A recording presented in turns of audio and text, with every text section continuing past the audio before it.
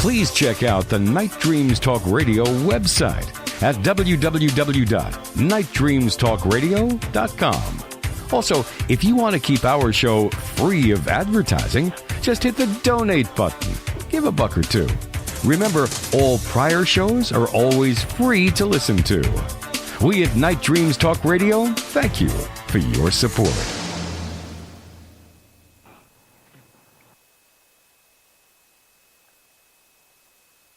Hello. Hello. My name is James Creachbaum Jr., and got something on my throat. This is James Creachbaum Jr., and this is Night Dreams Talk Radio. And, hey, we got an exciting show today. My guest is Richard Spasoff, and just to touch on a couple things, I seen just recently this lady, she married a 300-year-old ghost of a pirate last year. Well, they just split. Now, I don't know what to think about that, but obviously he's getting ghosted now, and he got executed 300 years ago. Now he's getting a divorce. I don't know how that's going to go down. Very odd, very odd. Also, one other thing I thought was kind of peculiar. This gigantic object, which is blue and seen from the International Space Station. All of a sudden, like usual, when it comes on, what do? They cut the feed, or it goes off, or they got some excuse. What's your thoughts on that? Just curious about it. Well, listen, here on www.nightdreamstalkradio.com, on the James Creachbaum Jr. Paranormal Talk Show, my guest tonight, without any further ado, is Richard Spasoff. Richard, how are you doing? Hey. Now, what was your name again, James? Yeah, right. You trick questions. That's too early in the show for trick questions now. Come on. No, it's good to be here. Thank you for inviting me and your audience as well. I appreciate it. Hey, thanks for coming on. Sorry about last week. We just had some technical difficulties. We worked through it, and here we are. And hey, tell everybody just a little brief bio about yourself, so they know who they're dealing with here. Go ahead. Okay, I'll try to be as serious as I can without boring the audience. Basically, a psychic medium. Used to work for the mob, teaching their wives how to dance.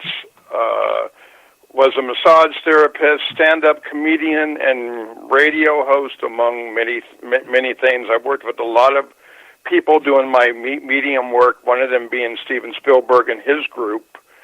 And I've just been doing it for about 30 years. I was born with this gift, as we all are, but that's the start of it. Well, that's a pretty well-rounded resume, I must say. I mean, it must have been pretty risky business. Let's see, a massage therapist and dance teacher to the mob. You were dancing with the devil there, weren't you, there, buddy? Yeah, and Rich, I didn't know, though, who they were until, after, like, for an example, one time I was out at La Casa Resort and Spa, where I worked. I did my dancing, my massage, and my readings there.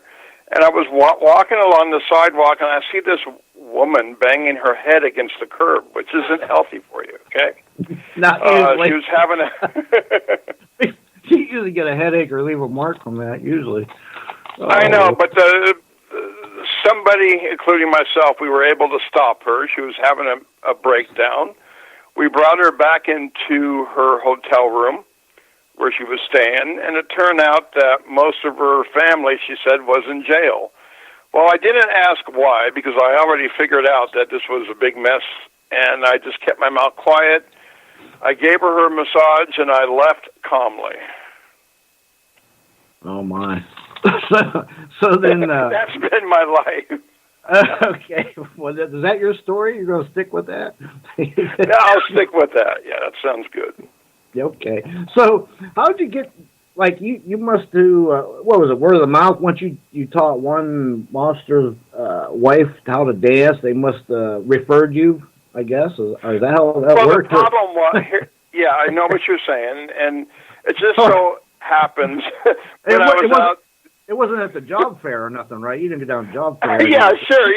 This is a kind of thing that you apply in high school for. You want to be a mob's wife dance instructor. You're right, yeah. Yeah, you want to know how can you do it. So you go to your guidance school counselor, and he gives you some advice, and he calls in Luigi, and he talks to you, and then you're in. No. No, wait a minute. Does Luigi have a board called Ouija, too? Exactly. You're really dancing a fine line there, I'll tell you. I know. I'm pushing it. But bottom line was, when people saw me dance, they just enjoyed it. And that's how I met all these people. Generally, their husbands did not like to dance, okay? And then I wound up going out with their wives. I didn't know they were married. I just danced with them. I kept my nose out of trouble until the end of the night when I had to return them home. It was about 3 a.m. in the morning, walking into their house, and their husband standing there with a gun on his pants and looking at me. I thought he might have been an ex-cop, but he said, "No, I'm not in law enforcement."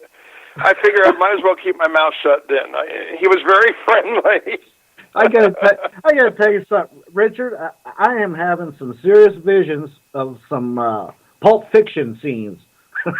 You got it. You're killing me over here. Oh my God. Oh boy, poor James. I tell you, we're taking the perspective and putting it in the abnormal. Yeah, which you mix that together and it's paranormal. my whole life has been a paranormal experience. So, anyways. Well, hey, let me ask you this: when did you first realize that you weren't your normal first grader or 5-year-old or whatever? When did you first experience interaction with spirits, or knew that you had this ability more to the surface than most people? After my first lobotomy. No, James, really, that's a good question, and that is when I was little. Probably about 4 years old, 5 years old is when I remember things. And I suffered a lot, like from asthma, allergies, colitis, ulcers. And I just was in a lot of pain, but I always had God there to talk to. Mm-hmm. And I thought that was supposed to be that way. I didn't know any other way at that time. I felt very blessed. I felt like he was my best friend. Nobody else talked to me. Thank God. It was just God. And mm-hmm. Well, that makes. I'm sorry. I was just curious. Did you have any invisible playmates, so to speak, that were spirits? I wanted to. Yes, I've always talked to people and spirits both, but I think I wanted to be around real people. But I always had a lot of spirits that were around me. Does that make sense? Yeah, I got what you're saying. I got what you're saying. Well, let me ask you this. Throughout your years, when did it really come prominent that you knew that you had to deal with it, you had to learn to control it and protect yourself and all that kind of stuff? Probably when I was in my late 20s, after I had tried some stupid stuff and was angry at myself, and just my life had changed around. I knew I had to be more caring about myself. I was already caring about other people, but not myself. You know what I'm saying? Yeah, gotcha.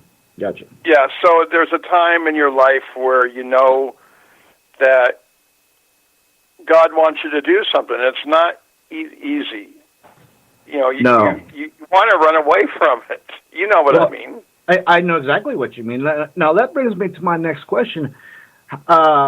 Because I know me, I till this day, I really have no support system. So did you have a support system? Like, did you have a relative that also, had the abilities and could tutor you, somebody you could go to, or was you pretty much like me, a lone wolf, and had to learn it on the fly?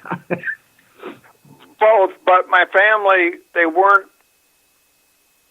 didn't believe in it, but they had big gifts. I mean, they had visions of things. Like my mom, she knew one time my dad was going to rent out this house, and she said it's going to be trouble. And to back up what she was saying, after my dad rented out the house. It was in Van Nuys in Northridge. It was to all these drug addicts, and we drove up to the house. He came up to the door, and one of the people inside the house had a rifle to his head. Okay, wow. And my dad still remained calm, but he had that sense of humor to make these people laugh that were inside that house. So he calmed them down. He walked into the house, and about 10 minutes later, he came out. Everybody was cracking up, but he came into the car. He said, "Let's get the heck out of here and call the police." It turned out that house was the biggest drug deals going on wow. in Van Nuys at the time. Oh, wow. Hey, Richard, hold on 1 minute. I just want to tell my Facebook Live audience. Okay. I'm going to sign off on Facebook Live. Please tune over onto www.nightdreamstalkradio.com and tune into the rest of the conversation with me and Richard. You don't want to miss it. So I hope to see you on the other side. Okay, Richard, go ahead, bud. Okay, you're not talking about the other side of death, are you? No, I was talking about the Facebook Live. I don't want to meet anybody in the afterlife tonight. No, I'm not looking forward to it, but I got to tell you something. I don't know how your stuff works, but mine, I can't control who comes or when they come. When they come, they come. I've had people walk on the sidewalk up sitting on my porch, and I'm trying to do a reading for somebody else, and it's their relatives of people walking by. So I don't know. That's the way it is. Yes. Okay, so you're the same way then. Yes, and I know what you mean. It's like, and sometimes we're too tired to do it, and we just have to say that, right? Well, yeah. And here's the thing, like, I've seen people, like, they can just dial up anybody's relative or whatever. I can't do that. I don't have that. I can't control who comes and when they come, and I never know. I know everybody's different. That's just me. Yeah, I can't call up anybody. It's too expensive, especially when they're in hell. Yeah. How do you make a toll call down below? I mean, come on.